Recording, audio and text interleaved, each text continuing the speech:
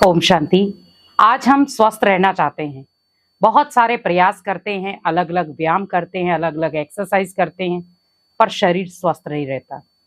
हमें याद रखना है, शरीर आपका तब स्वस्थ रहेगा जब आपका मन स्वस्थ होगा, क्योंकि मन का कनेक्शन शरीर के साथ है।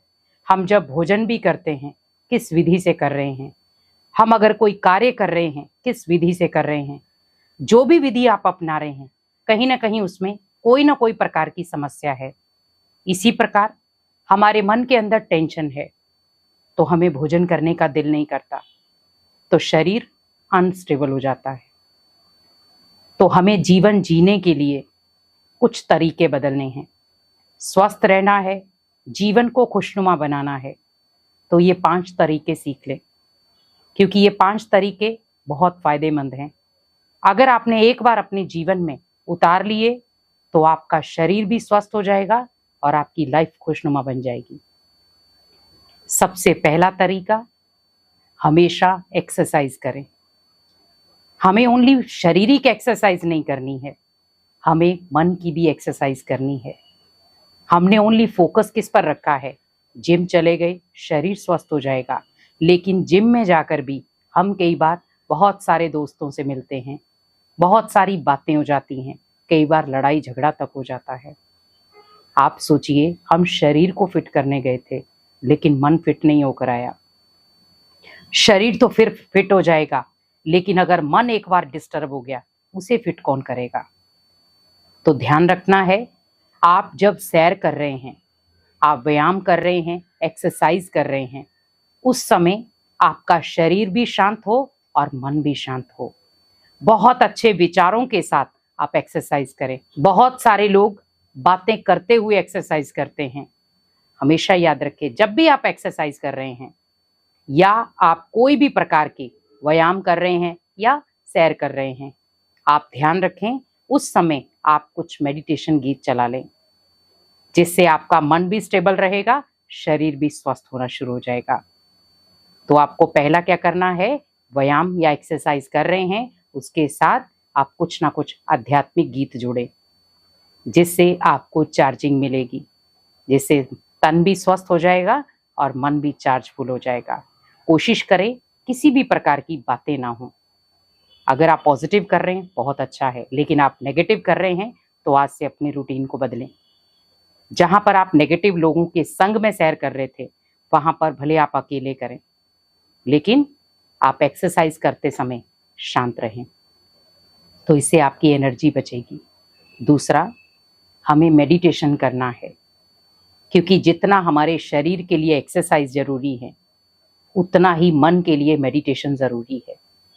क्योंकि आज मन को हमें कहीं ना कहीं, हम उस मन को पीछे छोड़ते जा रहे हैं। हम शरीर के प्रति तो ध्यान दे रहे हैं, हेल्दी डाइट चाहिए, हेल्दी रूटीन चाहिए, अपना लाइफस्टाइल बदलते हैं, अच्छे अच्छे कपड़े पहन लिए, लेकिन उससे होगा क्या। आपने कितने भी महंगे कपड़े पहन लिए, लेकिन मन आपका शांत नहीं है, तो आप सोचिए उन महंगे कपड़ों का कभी कोई फायदा नहीं। तो मीन्स आप जब सुबह उठते हैं, जैसे हम सुबह ये चीजें करते हैं, सुबह उठते हैं, हमें व्यायाम करना होता है, एक्सरसाइज करनी होती है, वैसे ही सोचिए जैसे सुबह उठे मुझे मेडिटेशन भी करना है। तो मेडिटेशन करेंगे तो उससे क्या होगा, आपकी ब्रेन की शक्ति बढ़ेगी, ब्रेन एक्टिव होगा और मन एकाग्र होना शुरू हो जाएगा और मन शांत होना शुरू हो जाएगा। बहुत प्यार से आप भगवान से बातचीत करें, भले आप पार्क में हैं, घर में हैं, जहां पे भी हैं, 10 मिनट अपने लिए निकालें। जैसे आपने आधा घंटा एक्सरसाइज के लिए निकाला, वैसे 10 मिनट मेडिटेशन के लिए निकालें। तो इससे क्या होगा, आपने आधा घंटा शरीर को फिट किया और 10 मिनट आपका मन फिट हो गया। तो इससे क्या होगा, जब आप कोई कार्य करेंगे वो कार्य बहुत पावरफुल होगा, सक्सेसफुल होंगे। तीसरा, कोई भी कार्य आप पकड़ते हैं उसमें नेगेटिविटी ना लेकर आए। हम जब भी कोई कार्य करने जाते हैं, कुछ ना कुछ नेगेटिविटी लेकर जाते हैं। पता नहीं होगा या नहीं होगा, मैं कर पाऊंगा या नहीं कर पाऊंगा, मेरे से होगा कि नहीं हो पाएगा, मेरा शरीर साथ देगा या नहीं देगा। कई बार हम बीमारियों से हल्के फुल्के ग्रसित होते हैं और हमारा माइंडसेट क्या बन जाता है, मेरे से नहीं होगा, मैं नहीं कर पाऊंगा। क्योंकि वहां पर आपका जो मेंटली स्ट्रेंथ है बहुत कमजोर है। अगर आपको मेंटली स्ट्रेंथ को बढ़ाना है तो उसके लिए कुछ टिप्स जरूरी हैं, जैसे मेडिटेशन हो गया, पॉजिटिव थिंक हो गई, पॉजिटिव थॉट हो गए। हमें अपनी अंदर की जो एक अंदर की इच्छाएं हैं उनको उसी तरीके से उत्पन्न करना है जिससे हम पॉजिटिव रह सकें। तो मीन्स मुझे कोई भी कार्य करते समय वो कार्य को खुशी से पकड़ना है और खुशी से उसको हैंडल करना है।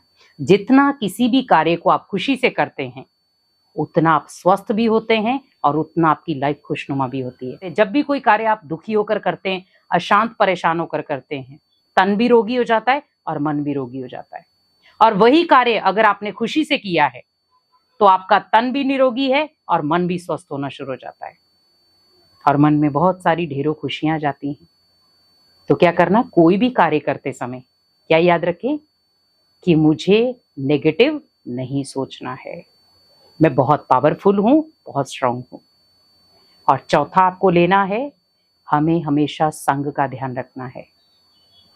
कई बार क्या होता है कि हम बाहर जाते हैं, हमारे दोस्त ही ऐसे होते हैं जो खान पान बहुत गलत खाते हैं, तो आप भले उनको दोस्त बनाओ पर संग का ध्यान रखो कि मैं कहीं उनके संग में आते आते मैं भी कहीं गलत सोसाइटी में न चला जाऊं, गलत चीजें खाना ना शुरू हो जाऊं। आज हम इतना हैवी फूड खा रहे हैं जिससे हमारा जो तन है वो रोगी बनता जा रहा है। आज आप देखें 90% या 80% बीमारियों का कारण क्या है, हमारा फूड। हम क्या भोजन कर रहे हैं, हम इतना फास्ट फूड खा रहे हैं, इतना तेली फूड खा रहे हैं। क्यों? खाओ पर कभी कभी खाओ। आप उसे अगर रूटीन में लेकर आओगे तो कहीं ना कहीं शरीर डैमेज होगा। तो मीन्स मुझे संग करना है जिनका भोजन सात्विक हो, जो सात्विक भोजन स्वीकार करते हों। और सबसे लास्ट 5वीं चीज है, हमेशा पॉजिटिव रहो, क्योंकि पॉजिटिव रहने से कहते हैं ना, बी पॉजिटिव थिंक पॉजिटिव। जितना पॉजिटिव रहते हैं उस पॉजिटिव तरंगों का जो प्रभाव है वो हमारे शरीर पर पड़ता है। आपने देखा होगा जो व्यक्ति बहुत नेगेटिव सोचता है सभी के प्रति, उसका शरीर या तो मोटा होता है या पतला होता है। क्योंकि आपने देखा होगा डिप्रेशन वाले व्यक्ति की जब दवाइयां चलती हैं तो शरीर मोटा हो जाता है। वैसे ही सोचें, कुछ दवाइयां ऐसी होती हैं जो पतला करती, कुछ मोटा करती, लेकिन हम एक जैसी लाइफ क्यों नहीं जी पा रहे?